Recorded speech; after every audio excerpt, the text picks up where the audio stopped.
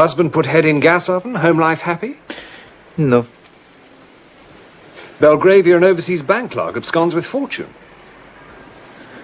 How much is this fortune? £90,000. No. That's a king's ransom, Poirot. When it is used to ransom a king, it becomes interesting to Poirot. Missed typist of 21. Where is Edna Field? Oh, no. There's good stuff here, Poirot. Mysterious suicide, absconding bank clerk, missing typist. Yes, but I am not greatly attracted to any of them, mon ami. I have many affairs of importance of my own to attend to. Such as? My wardrobe, Hastings. If I mistake not, there is on my new grey suit the spot of grease. You have noticed it, perhaps, eh? No. No? Well, it's only the one spot, you understand, but it is sufficient to trouble me. Then there's my winter overcoat. I must lay him aside in the powder of Keating's. Eh? And I think... Yes, I think the moment is ripe for the trimming of the moustache. Also the pomading. There's a lady to see you, Mr. Poirot. A lady? A client. Her name's Mrs. Todd. Unless the affair is one of national importance, I touch it not. I couldn't say, sir. Shall I ask her? Yeah, no, Miss Lemon. Show Mrs. Todd in. We shall judge for ourselves, eh, Hastings? Oh, yes, yes. Mrs. Todd. Doesn't sound as if she's nationally important. Mind you, I knew a Mrs. Jones once who was Master of Hounds with the Mid-Rutland. Yes? No, that's all. Funny woman. Mrs. Todd, sir. Thank you. Are you Mr. Poirot? I am Hercule Poirot? Yes, madam. Oh, you're not a bit how I thought you'd be. Did you pay for that bit in the paper saying what a clever detective you were, or did they put it in themselves? Madame. Oh, I'm sorry, I'm sure. But you know what newspapers are like nowadays. Nothing but puff. But no offence taken, I hope. I'll tell you what I want you to do for me. I want you to find my cook. I fear you are making a mistake, madame. Hercule Poirot is a private detective. I know that. Haven't I just told you I want you to find my cook for me? Walked out of the house on Wednesday without so much as a by your leave and never came back. I am sorry, madame, but I do not touch that particular kind of business. I wish you good day. So that's it, is it? Too proud, eh? Only deal with government secrets and countesses' jewels? Well, let me tell you, Mr. High and Mighty Poirot, a good cook's a good cook. And when you lose one, it's as much to you as pearls out of some fine lady.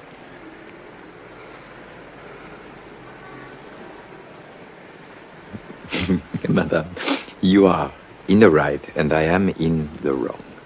Your remarks are just and intelligent. This case would be a novelty, Hastings. Never before have we hunted a missing domestique.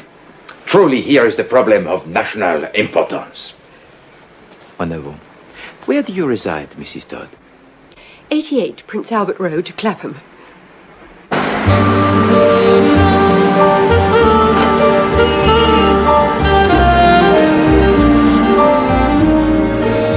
You say this jewel of a cook went out on Wednesday and did not return? Wednesday, yes, it was her day off. The day before yesterday. Has it occurred to you, madame, that she might have met with some accident? Have you inquired at the hospital? That's exactly what I thought yesterday, but this morning, if you please, she sent for her box. What box? Her box. Her trunk. Luggage. Oh, I see. Will you describe her to me, madame? Oh, she's most respectable. 10 years in her last place. Middle-aged, grey-haired, thin. And her name? Dunn. Eliza Dunn. Mrs. Clapham, there's the common.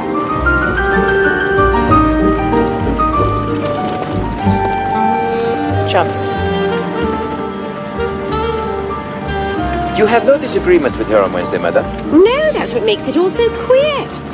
How many servants do you keep? 2. Miss Dunn and the house parlour maid, Annie. There we are. There's 88. All right, driver.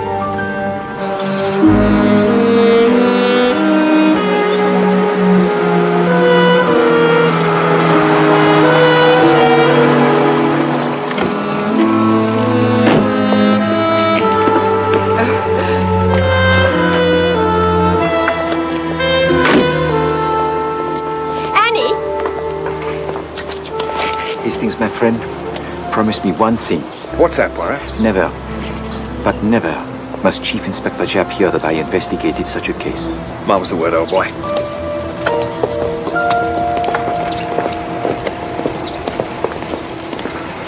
Now, Annie, this gentleman's a detective. He wants to ask you a few questions. Here we are, sir. Voyons, Mademoiselle Annie. Sit yourself. Thank you, sir. All that you shall tell us will be of the greatest importance, Annie.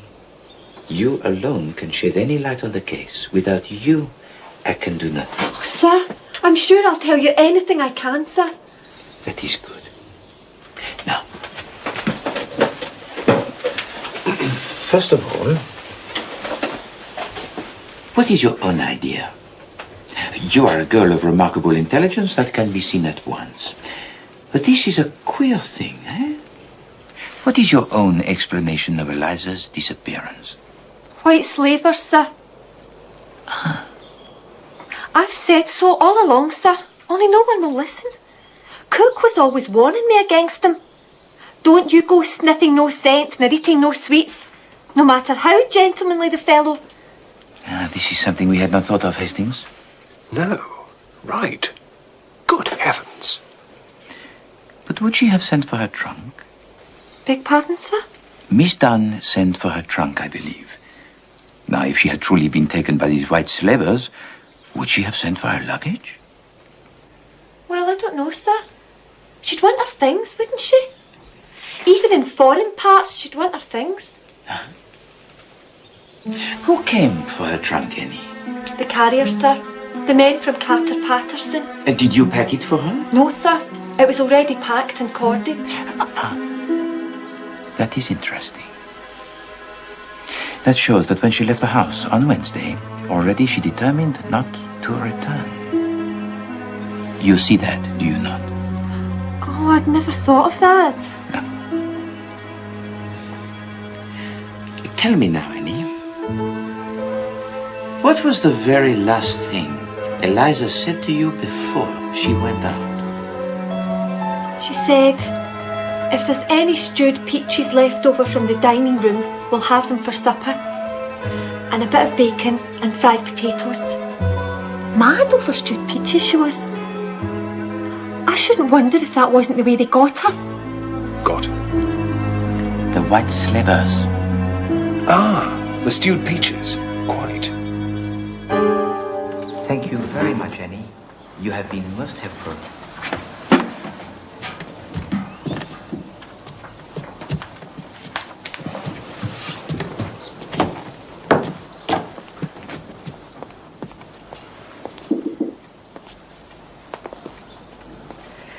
Was she saying things about me? Not at all. Only things of the pleasantest nature.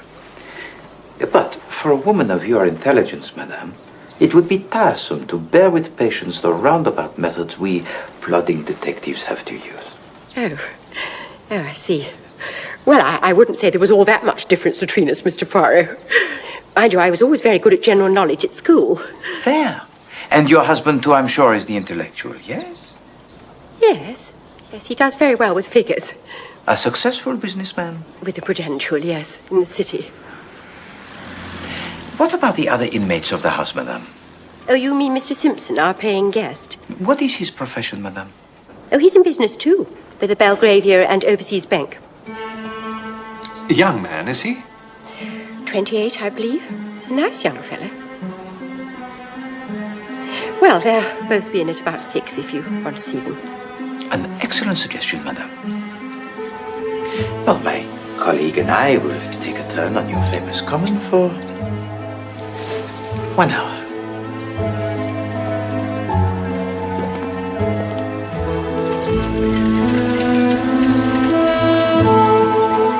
It's a curious coincidence that the paying guest Simpson works in the same bank as the absconding clerk.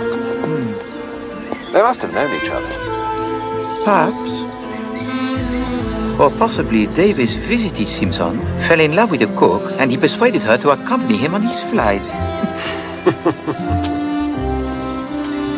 Come, Hastings. Let us go back to the Prudential, Monsieur Todd.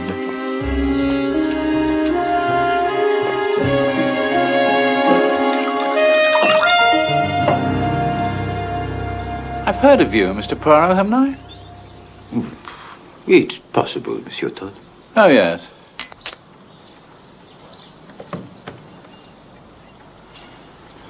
I follow crime, you know. Indeed. Well, perhaps you have some theories about the disappearance of your cook. Theories? No. It's hardly a crime, is it? Good cook, though. And economical. I'm very hot on economy. Admirable. Now, we would like to have a few words with your Mr. Simpson, if that's possible. Another one after that. Thank you. Just off the next landing.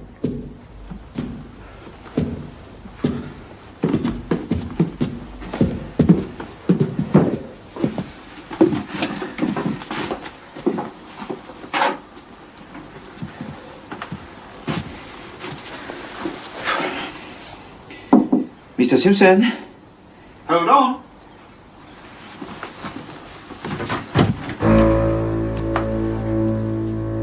Yes. Mr. Simpson, my name is Poirot. Hercule Poirot. Oh, yes. May we have a moment of your so valuable time? Certainly. Come in. Thank you.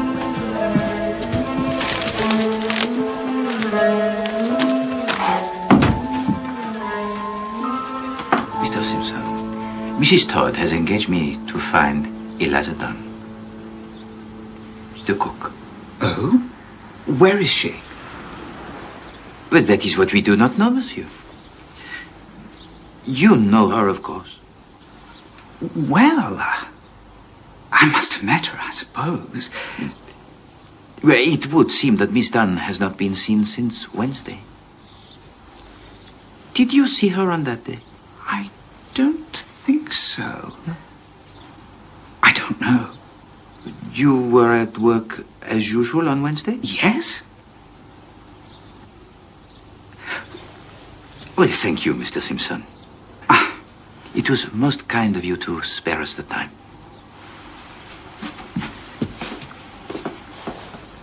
Tell me, Mr. Simpson, what does a young fellow find to do around here of an evening, huh? Oh, the usual things, you know. Oh, well, musical evenings, amateur theatricals, that kind of thing? Yes, I suppose so. But you do not interest yourself, hmm? Afraid not. No. Thank you.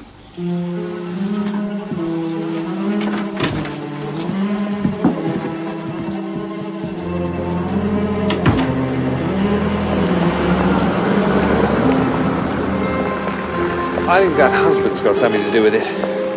To do with the missing cook? There's something about him I don't trust. Merely because a man does not offer you a drink, Hastings, does not mean that he is necessarily guilty of other crimes. There doesn't seem to be any crime at all, as far as I can see. No, it is a curious case, full of contradictory features. I am interested. Oh, yes. I am distinctly interested. What? What? How does she dare? What is it? As a favor, as a great favor, I agree to investigate this two-penny, half-penny affair. What is it, old chap? Read it! Read it! Mr. Todd regrets that after all his wife will not avail herself of Mr. Poirot's services. Yeah. After talking the matter over with me, she sees that it is foolish to call in a detective about a purely domestic affair. Yeah. Mr. Todd encloses a guinea for consultation fee. Is this to be believed, huh? Do they think they can get rid of Hercule Poirot like that, huh? No! No! 36 times! No! They send me 1 guinea, huh? No! I will spend my own guineas. 3,600 of them, if need be. But I will get to the bottom of this matter. If Eliza Dunn will communicate with this address, she will hear something to her profit. Advantage. Yes? Yes. Good. You have that, Miss Lemon? Yes, Mr. Poirot. Put it in all the papers you can think of. She won't read the Times, I shouldn't think. No, my dear Miss Lemon, perhaps she will not. But perhaps her new employers will. Now run along, Miss Lemon. Beat. And you, Hastings, do not you run away with such celerity. I have work for you too. Oh, as a matter of fact, I was thinking of popping down to Sandown this afternoon. No. You do not pop. Well, there's a horse riding a pal of mine owns a leg of. When he owns 4 legs, I pop with you. But now it's time for work, yes? I want you to telephone all the domestic agencies you can find and see if they have found Miss Eliza Dunn a new post. As for me, I pop to the City of London.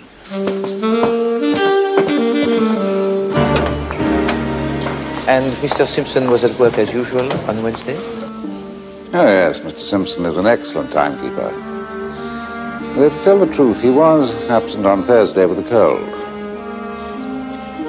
You have been most helpful, Mr. Cameron. Thank you. Glad to be of assistance.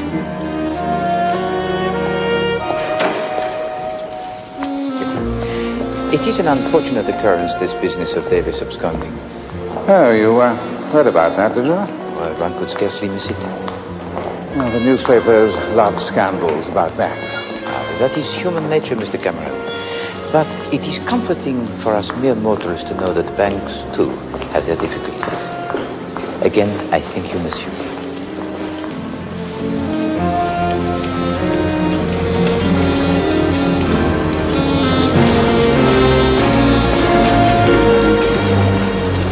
Chief Inspector Jack, I wonder if I might ask you a few questions.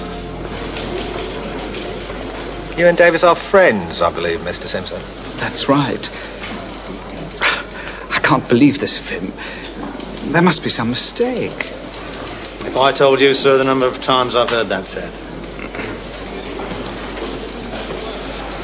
If you had to hazard a conjecture, Mr. Simpson, as to where Davis might go if he wanted to hide, where would you say? I don't know. He was fond of Broadstairs. Yes, I was thinking of somewhere a little more exotic than that, sir. Foreign parts, even. Oh, I don't think he's ever been abroad. You were at work as usual on Wednesday, were you, Mr. Simpson? It's Thursday you want to know about, surely. And I was away on Thursday. No, Mr. Simpson. Although the bonds were found to be missing on Thursday, we believe that they must have been removed from the bank on Wednesday. I was here all day Wednesday. What's that? That man?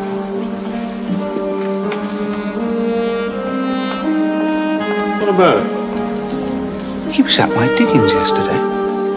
Was he, by George?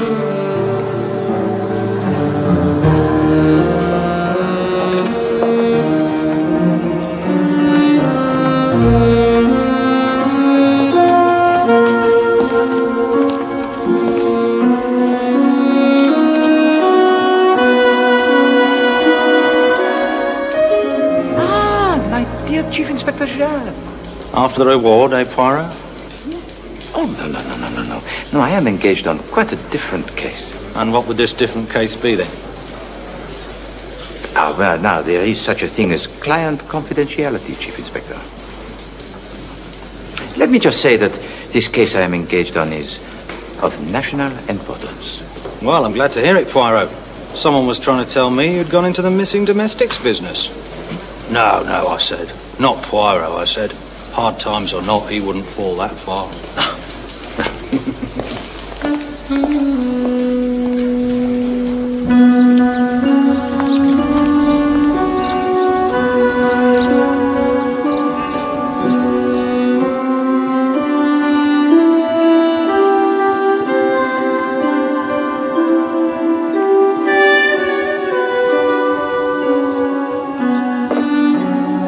No word from Eliza Dunn, Miss Lemon. No, Mr. Poirot.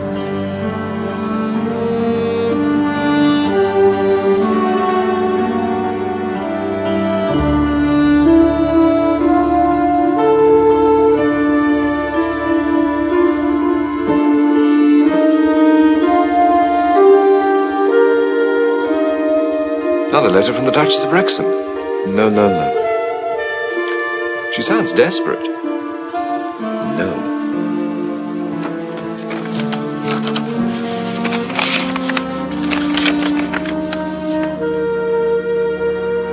Good heavens.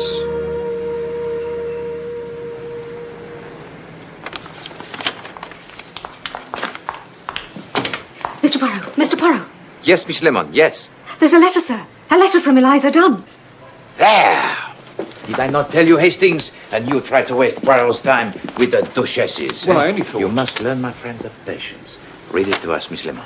Dear sir or madam, ref your ad in the paper. I already got my legacy, if there's some mistake. Yours truly, Eliza Dunn, miss. P.S. Thanks all the same for your trouble. What does she mean, legacy? We must talk to this woman at Fell Cottage, Amdale, Keswick. Keswick? That's Keswick, Mr. Poirot, in the Lake District. Ah, are there trains to this place? Oh, yes. Oh.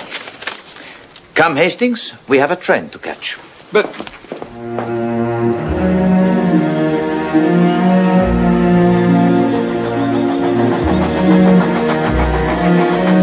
Look at it, Hastings. Not a building in sight. Not a restaurant. Not a theater. Not an art gallery. A wasteland. I thought you liked the country. But this is not the country, my friend. The country is full of trees and flowers and public houses. This is a desert. I don't know why we've come all this way anyway. You found the cook. No, the cook is but the beginning of the story, Hastings. We're on to bigger things.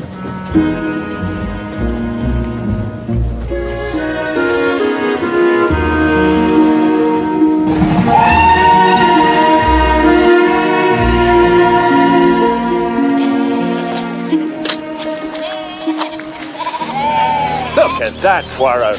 Look at that view. Yes, well, views are very nice, Hastings.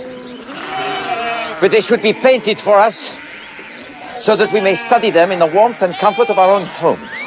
That is why we pay the artist for exposing himself to these conditions on our behalf. What do you mean conditions? It's a wonderful day. Just fill your lungs with that air. No, my poor friend. This sort of air is intended for birds and little furry things. The lungs of Hercule Poirot demand something more substantial. The good air of the town. Fell cottage, I perceive.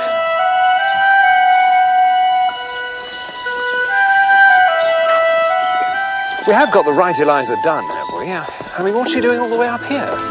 That is what we are here to find out.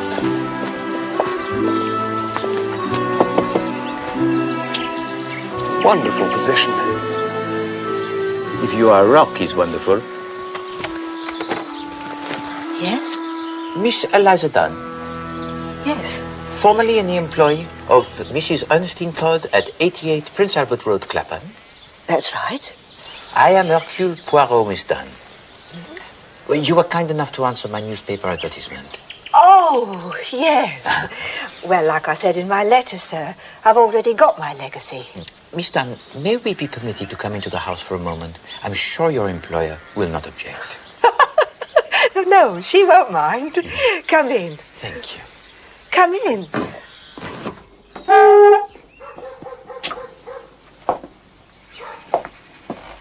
The reason I laughed, sir, I'm sorry, is I don't have no employer, see? This is my house. Oh, Miss Dunn, forgive me. That's all right, sir, you wasn't to know. This is part of my legacy, see? Oh, sit down, do. Thank you.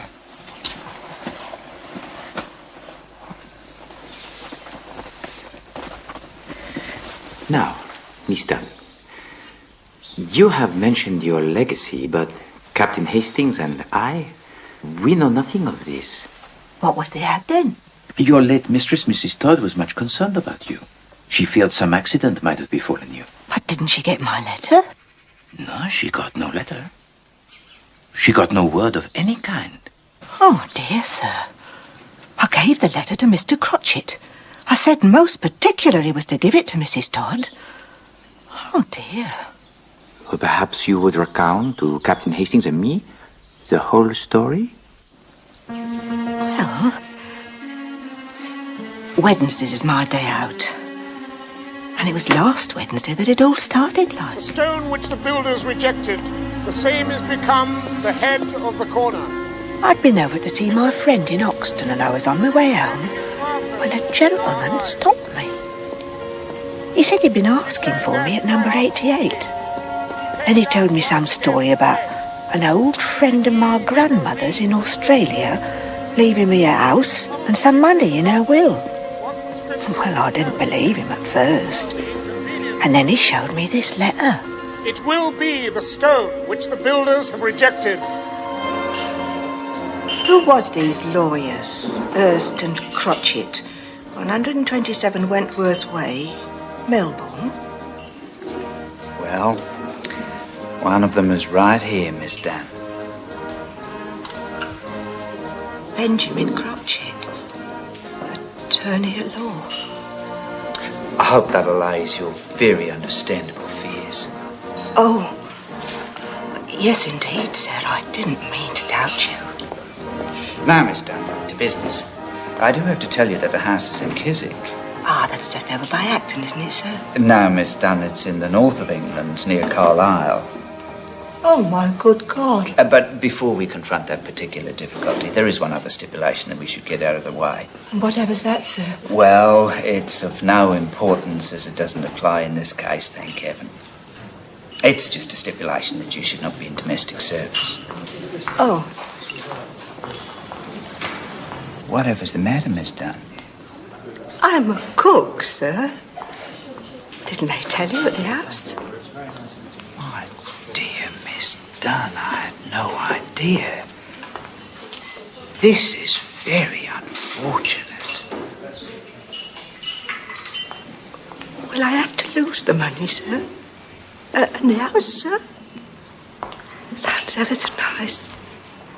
Even if it is a bit out of the way. I believe I have it. We lawyers always know a thing or two. The way out here is for you to have left your employment before we met. But we have met, sir, and I haven't. Haven't you? No. Haven't you, Miss Dunn? No.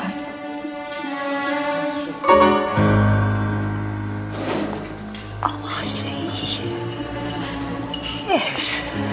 You left your employment this morning, did you not, before we met? Yes. I remember now. I did, as a matter of fact. There. Now, it is imperative that you take possession of the house by noon tomorrow. In order to do that, you must catch the night train from King's Cross. Oh! Go along, Miss Dunn. I can advance you £10 or so for the fare, and you can write a note to your employer at the station, which I shall personally deliver for you and explain everything. And was everything as Mr. Crotchet had said? Oh, yes, and more, sir. Now, what about your luggage? All the things you had left at 88 Prince Albert Road. Oh, well, Mr. Crotchet sent them on, like he said he would, but they was all done up in brown paper, like.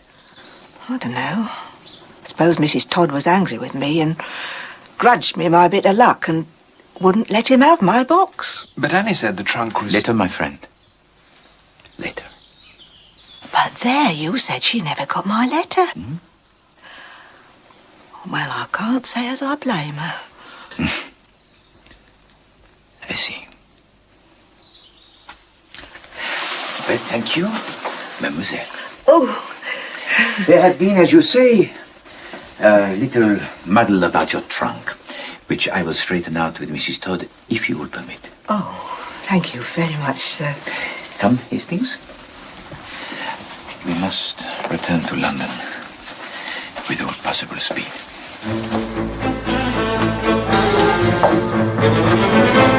Is there nowhere you can contact the Chief Inspector Japp? Then telephone him at his home. Yes, of the greatest urgency. Tell him he should not be looking for Davis. He should be looking for Simpson. No, not Davis, but Simpson!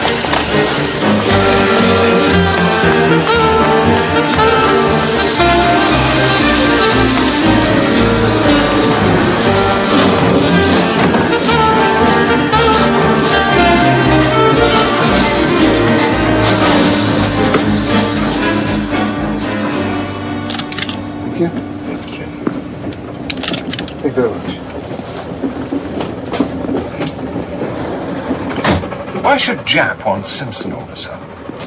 What's Simpson supposed to have done? Hastings, my friend, the little grey cells are not working today, huh? They take a little vacances, huh? It's to do with this Eliza, isn't it? No.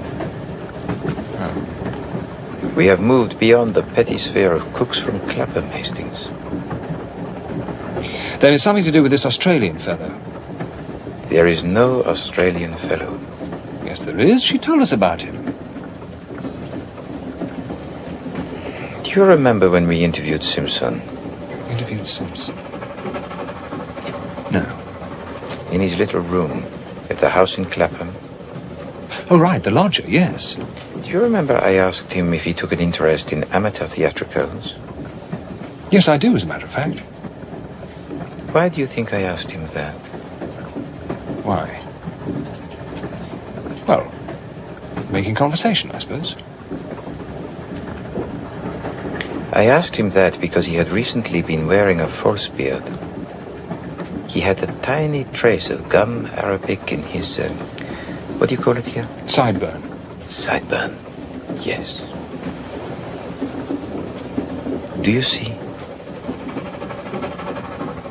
Oh, right, yes. Bon.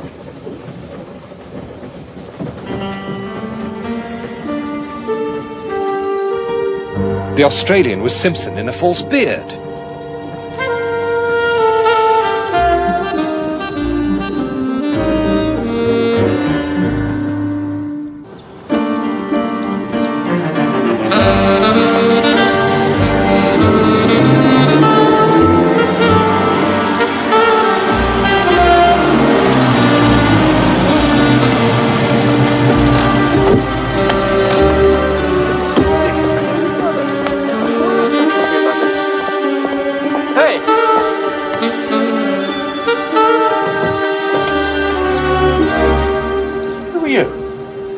I am Hercule Poirot. Who are you? Sarge, there's some French gent at the door. No. I am not some French gent. I am some Belgian gent. Well, and if it isn't Mr. Poirot? It is. Is the lady of the house in? The Chief Inspector's here. Mr. Poirot! Ah, Mrs. Todd, good I don't know how you have the impertinence to show your face here again. But, Mrs. Todd... You were paid off, Mr. Poirot. You were paid off handsomely. Well... And then look at this. We've got policemen crawling all over the house. You're not too popular in Clapham this morning, Poirot. Bit of a wild goose chase, this. As far as we can ascertain, this Mr. Simpson of yours is a perfectly respectable young bank employee who happens to have gone home to his family. We have the Shropshire Constabulary checking that at the moment. I only wanted to ask... No. Well, perhaps you'd be interested to know... No, I wouldn't. Good day, Mr. Poirot. Poirot?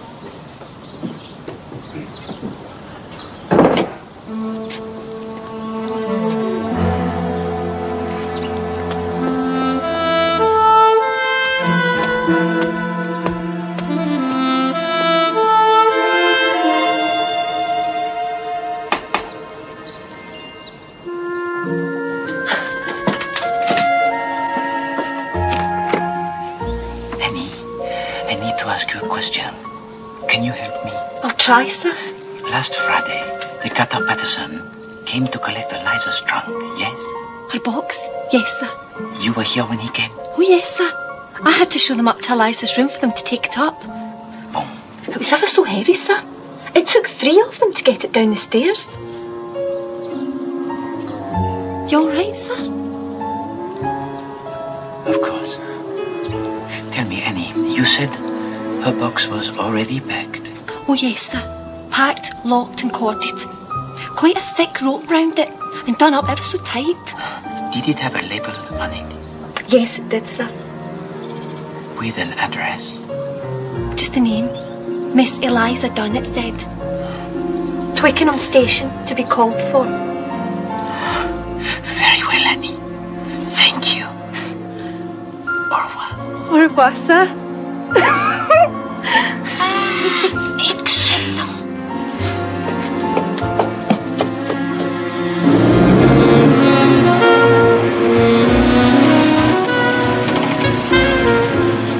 Then why would Crotchet want to perpetrate such an elaborate hoax? Ah, that is a very good question, Hastings. But Eliza Dunn has got her house. I shall be surprised if she finds she has more than a 6-month lease. So what did Crotchet want? Crotchet? Well, Simpson then, pretending to be Crotchet. He wanted something that Eliza Dunn had. Money, the Australian legacy. He wanted a battered old tin trunk. Her trunk? With nothing in it? But he could buy a trunk. Oh, but he did not want a new trunk, mon ami. He wanted a trunk of pedigree. A trunk of assured respectability. Now look here, Poirot. What would Simpson want an old trunk for? To put the body in, of course.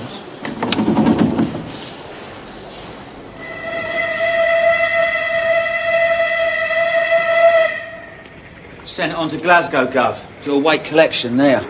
But how do you know this? You have not consulted your records. I don't need to consult my records, Gov, do I? What do you mean, body? What body? Is he with you? Whose body? I mean to say that there's going to be bodies all over the place. Doucement, Hastings. All will be revealed to you. Can we get on with the business in hand? By all means. I saw to it myself, didn't I? Yesterday morning. Some cove with a beard. Crotchet? You spoke to this man? Of course I spoke to him. Did he give a name? Nah. He just said this Eliza Dunn was his aunt and she wanted the trunk sent on to Glasgow. And it's gone? You have sent it? Nah. Every Friday the Southern Railway pays me huge amounts of money, so I won't do that sort of thing. I think he's being sarcastic, Poirot. No. No, Hastings. He is a good man. He is doing the job of great responsibility. Thank you, monsieur. I'll tell you one thing now.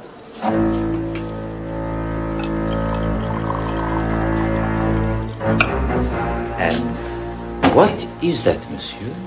Are you looking for this bloke or something? Well, of course we're looking for him. I'm talking to the engineer, not the oil rag. Now, look here. Hastings. What is this one thing you will tell us, monsieur? All right. I'll tell you. I'll tell you where he is. There. Go on. Well, at least where I think he is. Ah, a bit less sure now. I bet he is. I bet he's where I say. And where do you say? Bolivia. There. Bolivia? That's in South America. And what is it that makes you think he is in Bolivia? Well, going there, at least, on his way, like. He has to pay for this trunk to be sent on to Glasgow, see?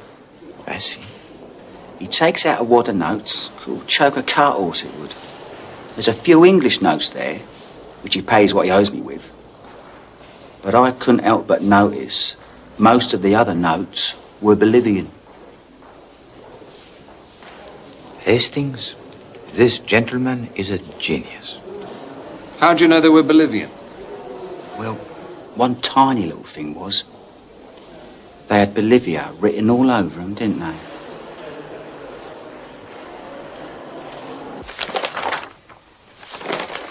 Here we are, this week's sailings.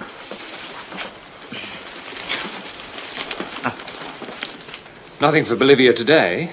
Bolivia is a landlocked country, Hastings. Ah, that explains it then.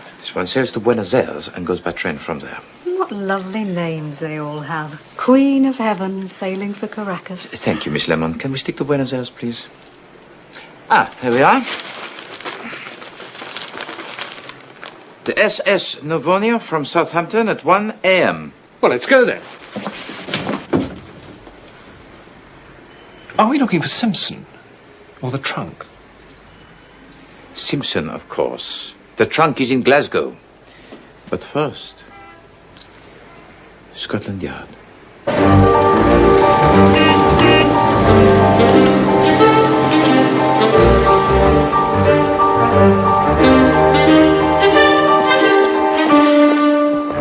And of course you see some sinister point in all this Arthur Simpson's activities. Oh, yes, of course, Chief Inspector. 6 months' rent on a house, £150 to Miss Dunn. It is not much to assure the success of his plan. And this famous plan is? I mean, we've heard a lot about it, Mr. Poirot, and I'm sure it's been very entertaining, but... We are wasting time, Chief Inspector. Go on, then. His plan, of course, is to steal £90,000 worth of negotiable securities from the Belgravia and Overseas Bank. No, that's Davis.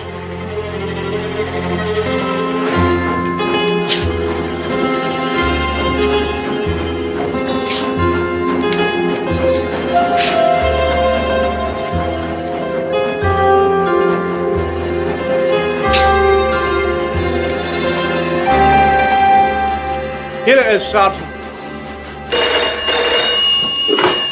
Chief Inspector Japp speaking. Oh, yes, Sergeant. Good. Good. It's Glasgow. They found the trunk. And? What do you mean, and? Have they opened it? Sergeant Hendry, have you opened the trunk? Ah, yes, I see. Apparently they need a warrant up there. Mon Dieu, there is a body in that trunk. A body. Look, Sergeant, there seems to be the possibility there's a body in that trunk. Yes, a dead body. You will? Right, thank you. He thinks that may expedite matters. He's going to ring me back. Now then, what body? Whose body? Davis, of course. This is nonsense, Poirot. Davis stole those securities from the bank. Davis is the one who disappeared the day after. Precisely. You think what Simpson wanted you to think. Listen, Chief Inspector. On Wednesday, Simpson, disguised, decoys away the cook. Now, he has already removed the securities from the bank, but knows that this will not be discovered until Thursday afternoon. He does not go to the bank on Thursday. Instead, he lies in wait for Davis when he comes out to lunch and asks him to come to Clapham with him. Now, it is the maids there. Mrs. Todd is at the shops. There is no one in the house. Simpson kills Davis.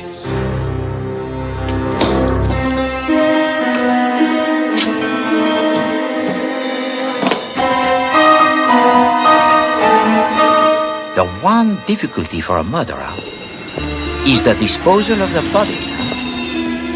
And that is why Simpson wanted the trunk of Miss Eliza Dunn.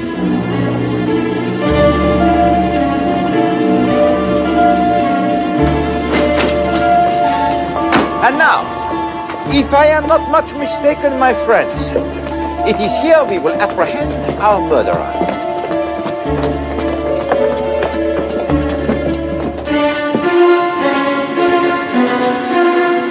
Have I got something wrong, Chief Inspector? No, Poirot. Can't be right every time.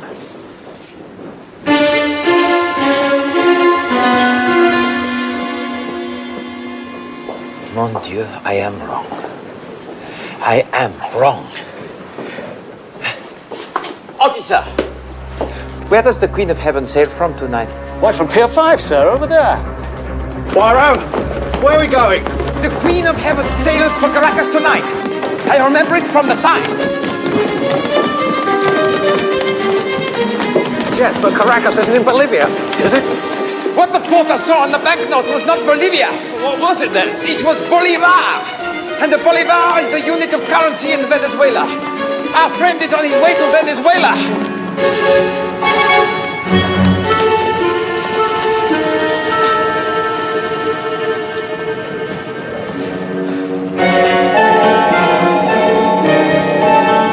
Simpson!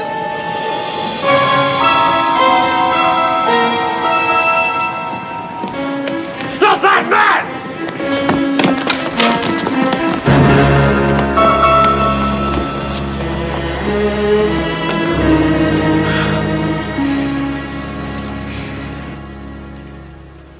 No, Miss Lemon, to the left. At least 1 centimeter to the left. That's better.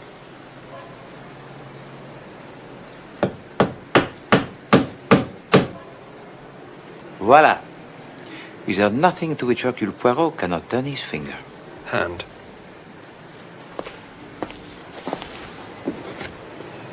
Pay to Hercule Poirot the sum of 1 guinea only, Ernest Todd. It is to me, Hastings, a little reminder never to despise the trivial, but the undignified. A disappearing domestic at one end, a cold-blooded murder at the other.